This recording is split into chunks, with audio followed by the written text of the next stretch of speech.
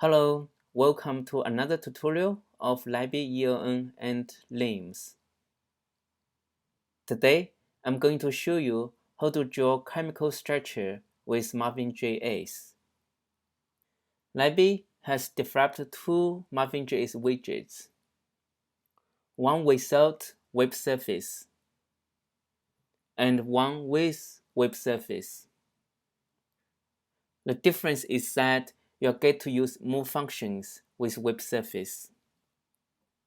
You can find both widgets and the widget store. To draw a structure is very simple. Choose a tool and then click in the canvas.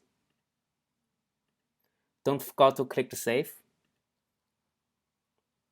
You can also import a structure.